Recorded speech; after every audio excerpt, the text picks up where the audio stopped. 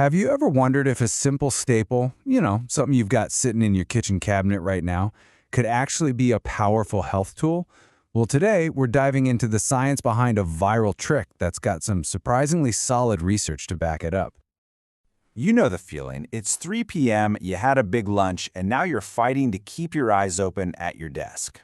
It's that dreaded post-lunch slump. But what if the answer wasn't reaching for another cup of coffee, but something way, way simpler? That's right. The key to dodging that afternoon energy crash might just be a common household item, one that's been used for centuries, but is now getting a fresh look from scientists. We're talking about the vinegar trick. And look, this has totally moved beyond the realm of old folk remedies. It's now a serious subject of scientific study because of its metabolic effects. So what's really going on here? How does a simple tablespoon of vinegar before a meal actually work its magic? Well, the hero of this story is a compound called acetic acid. This is the active ingredient in all vinegars. Doesn't matter if it's apple cider, white, or a red wine vinegar. This is what's responsible for all the cool metabolic effects we're about to get into. So let's break down how this works. It's a fascinating process, and it all starts in the stomach. Okay, I want you to think of your stomach as having a little gate at the bottom. When that acetic acid shows up just before your food does, it basically tells that gate, hey, hold on, let's open up much more slowly. This is a process called slowing gastric emptying. It essentially turns your meal into a kind of slow-release fuel source instead of just dumping everything into your system all at once. And the immediate effect of that slowdown? It has a huge impact on your appetite. Because that food is hanging out in your stomach for a longer period, you feel full and satisfied for much longer. This can really help with appetite control and stop you from reaching for a snack an hour after your meal. So, slowing down digestion, that's part one of the equation. But the next effect is arguably even more important, and it all has to do with how your body handles the sugar from your food. Acetic acid actually pulls double duty when it comes to blood sugar. First, it slows down the enzymes that break carbohydrates into glucose. And second, it makes your muscles more sensitive to insulin, which helps them pull glucose out of your bloodstream much more efficiently. It's like a 1-2 punch for managing blood sugar. So what does this mean in the real world? Well, studies have shown it can slash that post-meal blood sugar spike by as much as 20%.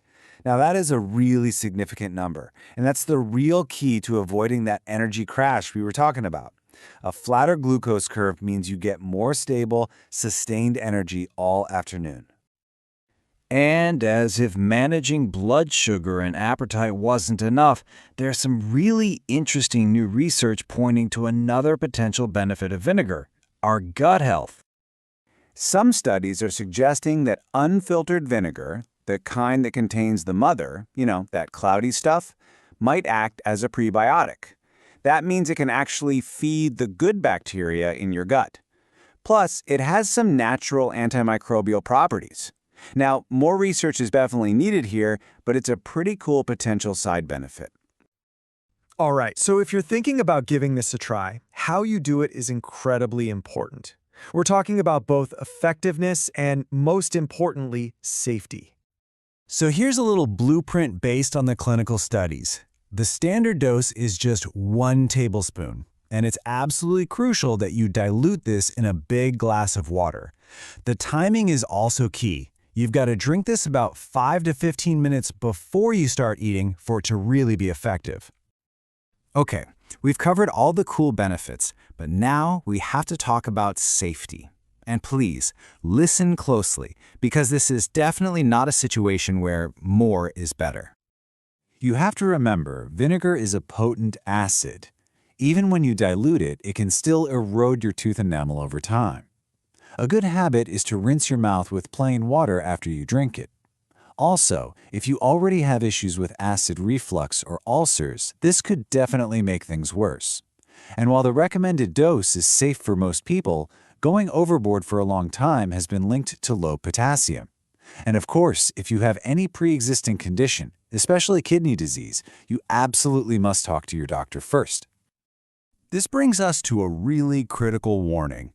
For anyone with a condition called diabetic gastroparesis, which is where the stomach already empties too slowly, vinegar can actually make the problem much worse. So if you have diabetes, it is essential that you speak with your healthcare provider before ever trying this. So there you have it.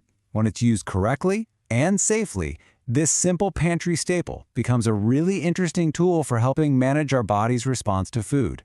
It's not a magic bullet, of course, but it's a powerful reminder of how these small, science-backed changes can have a real impact. And that leaves us with one final thought. Could this simple acid fundamentally change our relationship with the food we eat?